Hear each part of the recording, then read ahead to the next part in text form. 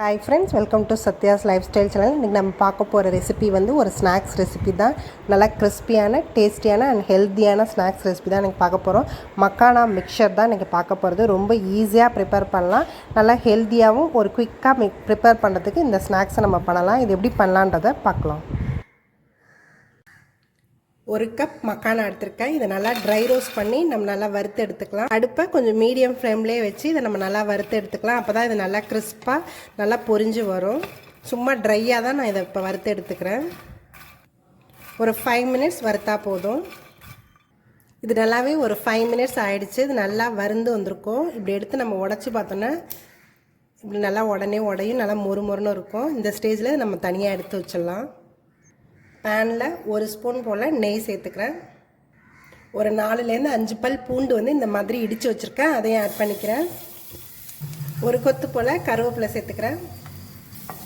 இது எல்லாத்தையுமே இந்த நெய்யிலேயே நல்லா வதக்கிக்கலாம். பூண்டை லைட்டாக கொஞ்சம் இந்த நெய்யில் வதக்கிக்கலாம், கொஞ்சம் அந்த பச்சை வாசனை போகிற அளவுக்கு. வறுத்த வேர்க்கடலை வந்து சேர்த்துக்கிறேன். இது கூடவே கொஞ்சமாக முந்திரி பருப்பு, பாதாம் பருப்பு ரெண்டுமே சேர்த்துக்கிறேன். வேறு என்னென்ன நட்ஸ்லாம் சேர்த்துக்கலாமோ நீங்கள் எல்லாமே சேர்த்துக்கலாம். பிஸ்தா சேர்த்துக்கலாம், அக்ரூட் சேர்த்துக்கலாம். வேறு என்ன நட்ஸ் உங்கள்கிட்ட இருக்கோ அது எல்லாத்தையுமே சேர்த்து இதை கொஞ்சம் நல்லாவே நம்ம வறுத்துக்கலாம். பொட்டுக்கடலை கொஞ்சமாக சேர்த்துக்கிறேன். கொஞ்சமாக வெள்ளை அவல், இது ஏற்கனவே வறுத்து வச்சது, நான் அதில் காட்டலை, இதையும் சேர்த்துக்கிறேன்.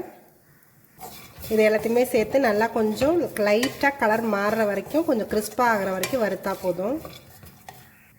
கொஞ்சமாக கருப்பு திராட்சை சேர்த்துக்கிறேன். இது உங்களுக்கு பிடிச்சிருந்தா சேர்த்துக்கலாம், இல்லைன்னா நீங்கள் ஸ்கிப் பண்ணிடலாம். இதுக்கு வந்து கொஞ்சம் லைட்டாக ஸ்வீட் டேஸ்ட்டு கொடுக்கும், நல்லாயிருக்கும் இந்த மிக்சருக்கு. இது எல்லாத்தையுமே சேர்த்து நல்லாவே வதக்கிக்கலாம். நீங்கள் வந்து இந்த திராட்சை வேணும்னா சேர்த்துக்கலாம். உங்களுக்கு ஸ்வீட் டேஸ்ட்டு வேண்டாம், எனக்கு நல்லா காரமாக தான் வேணும்னா அதை நீங்கள் ஸ்கிப் பண்ணிடலாம். இதில் கொஞ்சமாக ஒரு 1/2 டீஸ்பூன் போல் மஞ்சத்தூள் சேர்த்துக்கிறேன். ஒரு 1/4 டீஸ்பூன் போல் மிளகாத்தூள், சாட் மசாலா ஒரு 1/2 டீஸ்பூன் போல் சேர்த்துக்கிறேன்.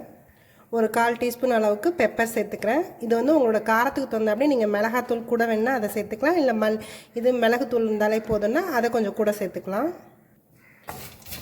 இந்த மசாலா எல்லாத்தையும் நல்லா மிக்ஸ் பண்ணிக்கலாம்.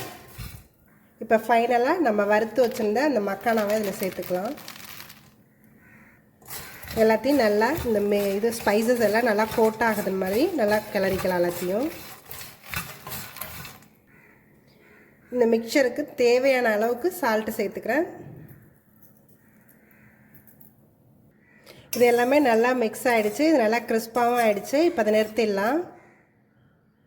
இந்த மக்கானா மிக்சர் ரெடி ஆகிடுச்சு. நல்லா கிறிஸ்பியாக இருக்கும், டேஸ்ட்டும் நல்லா சூப்பராக இருக்கும். குயிக்காக ஈஸியாக பண்ணிடலாம். ஒரு ஈவினிங்க்கு நல்ல ஒரு காஃபியோடு குடிக்கிறதுக்கு இந்த மாதிரி ஸ்நாக்ஸ் ரெடி பண்ணலாம். இதை நீங்களும் ட்ரை பண்ணி பாருங்கள். என்னோடய வீடியோஸ் எல்லாத்தையும் பாருங்கள். மறக்காமல் எங்கள் சேனலை சப்ஸ்கிரைப் பண்ணுங்கள். தேங்க்யூ ஃபார் வாட்சிங்.